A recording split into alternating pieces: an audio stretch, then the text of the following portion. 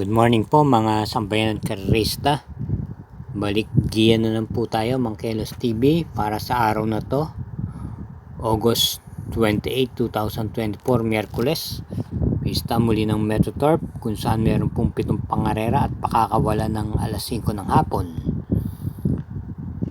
Ang base sa pagkaka-line up, yung bandang harapan po maninipis. Di gaanong kakapalan na maliban lang pagdating sa race 5, 6, and 7 na kumapal-kapal naman po ang lineup. Sa gana pong ito, tayo'y magsisimula na rin po agad. Halina po!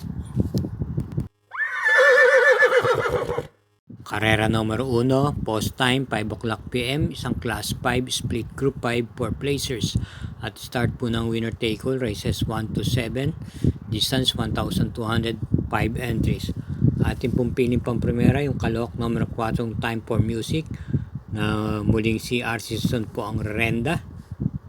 Ito po ay, nung nakaraan ay mga kwarto peso lang po ito dumating. Pero yung mga naunang takbo nito sa buwan po ng Agosto at Hulyo ay maganda na po ang kanyang ipinapakita. Sa gana pong ito, sa tingin ko siya po ang pwede po kaagad umalalay o sumunod sa babanderang 1 for the road dahil meron naman po itong takbong pwede po itong isunod. Panigunda naman po natin dito siniguradong mauuna sa lundagan yung numero 5 1 for the road, lihito mong banderista. At sa aking pakiwari, pag nadikitan po ito malamang hindi po makatapos to dahil wala nang pong second wind itong kabayong to. At papatnubayan po siya muli ni AR Ramos. Pero pabor po sa kanya ang distansya dahil 1,200 meters lamang. Kaya para dito sa karera numero 1, pang-primera numero 4, Panigundoy numero 5.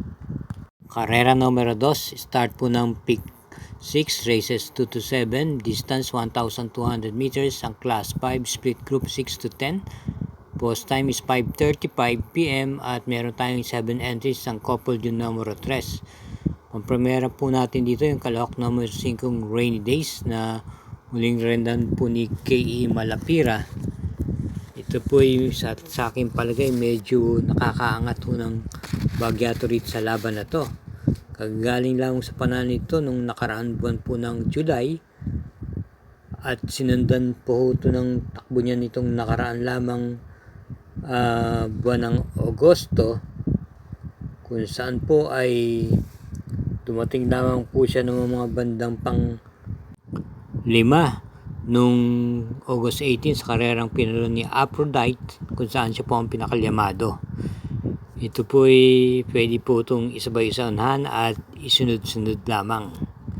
Kaya kung labas po ito, ay malaki po talaga ang panalo nito rito. Panigundan po naman natin dito yung coupled entries numero 3, Misha Mount Amandiwing.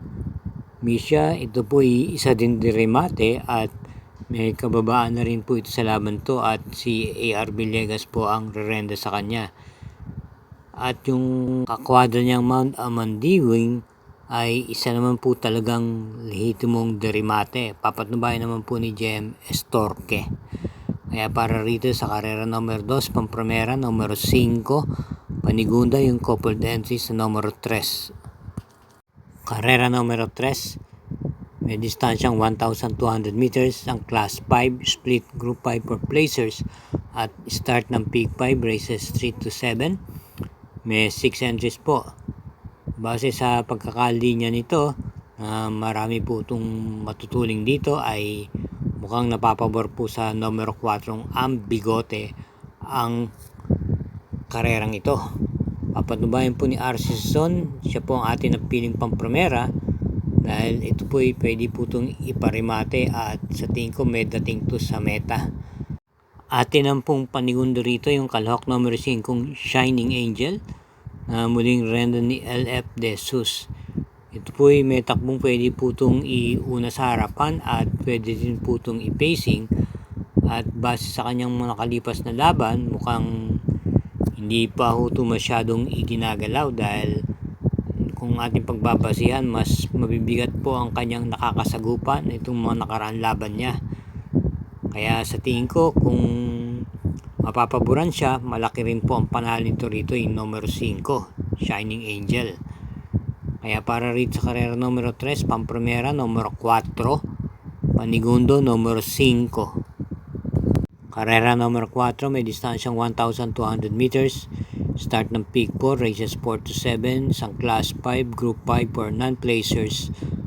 At ito po'y meron pong 6 na kalahok dito. At ang atin naman pong nagpiling pang-primera rito yung numero 6, Kindra, na muling rendan po ni C.A. Reyes.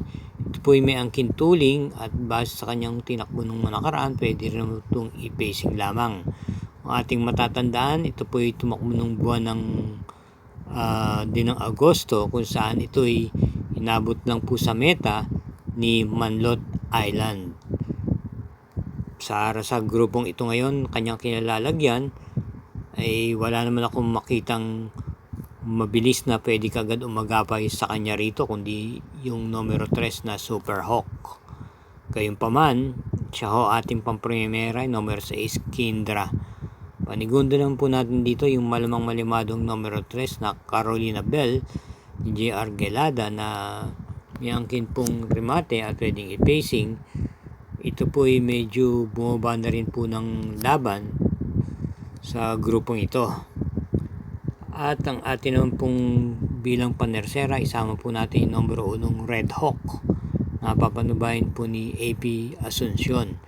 Kaya para rin sa karera numero 4, pamprimera numero 6, Panigundo numero 2, panersera numero 1. Yes po, huwag po tayong makakalimot na i-hit po ang subscribe button, ganyan din naman po paki-share at i-like na rin po ang Mangkelos TV YouTube channel. Salamat po. Karera numero 5, may distansyang 1,400 meters, isang class 5 split group 6 to 10 at meron po tayong 9 entries dito. Pamprimera po natin yung numero 3 Rule the World, na papanubayan po ni RC Tabor. Kung atin revisayin ng kanyang mga nagdaan preba magkatapos manggaling sa bakasyon, itong buwan ng Agosto, maganda po ang kanyang mga ipinapakita at kinikilos. At gayon din naman nung bandang huling linggo ng Hulyo. Parati po itong nasa timbangan. Ito po may angkin naman pong tuling din man o naipipacing at pwede rin na po itong iparimate. Siya ang ating pamprimera rito, numero 3, Rule the World. Bilang panigundo po natin yung numero 4, Port Kennedy ni MP Laloma, na muling kanyang rerendahan. Mga kalipas sa takbo, maganda rin po ang pinapakita nito. Itong buwan ng Hulyo, meron po itong takbong dating kung saan inabot na lang po siya sa meta. At itong nakaraan naman po ay nasa segunda pwesto po siya. Ito po ay may takbong minsan nasa unahan at minsan naman nakasalida lang po o naipipacing lang. Bilang panersera po natin yung number setting So Humble ni GMS Torque, na kagagaling lang po sa magandang panalo itong karaan August 14. Kaya para dito sa karera number 5, pamprimera numero 3, panigundo numero 4 at panersera numero 7.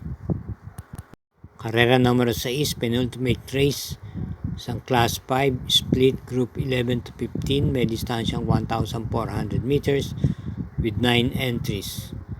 Pamprimera po natin yung numero 1 BG, na pwede pong iuna at pwedeng i-pacing. Muling renda po ni MM Gonzales. Alam mo naman na po natin na mataas pong grupo ang nakakalaban ito. At bilang panigundo po natin yung kalahok numero 3, Galloping Ghost ni PR Dilema, na sa tingin ko kaya niya nang pong tumagal sa harapan dito kahit na may bumulabog po sa kanya. Baka sakali pong makatapos po ito rito at matapang din naman po sa unahan to, lalo pa si pati po Dilema ang renda, nakakagamay sa kanya. Kaya para rito sa karera numero 6, pamprimera numero 1, panigundo numero 3. Karera numero 7, last daily double, parating po na winner take all, pick 6, pick 5 at pick 4. At ito po ay meron 10 kalahok, may distansyang 1,400 meters, isang class 4 split group 16 to 21. Ating pong first choice dito yung kalahok numero 5, Majestic Star, na naggamay po ni JD Calagos. Ito po ay isang derimate at nananalo po to kung di nyo po inaasahan. Mabibigat na rin po ang mga tinatalo nito. May angkin buti po ito. Atin ang pong panigundo rito yung numero 8, yung Darna, na may tuling at pwede rin pong i-pacing. Papatnabayan naman po ni JD Flores. At panersera po natin yung galing sa panalong numero 6 nitong nakaraan, Make a Difference, na may angkin remate, puning renda ni LA Aguila. Kaya para dito sa karera numero 7, pampremera numero 5, panigundo numero 8 at panersera yung numero 6. Okidok mga katrokis, at tapos na lang po tayo sa ating pagbibigay ng giya. Naway matapat po at hinay-hinay lang po sa ating paglilibang. Ingat din po lagi sa ating pag-uwi at thank you again for watching.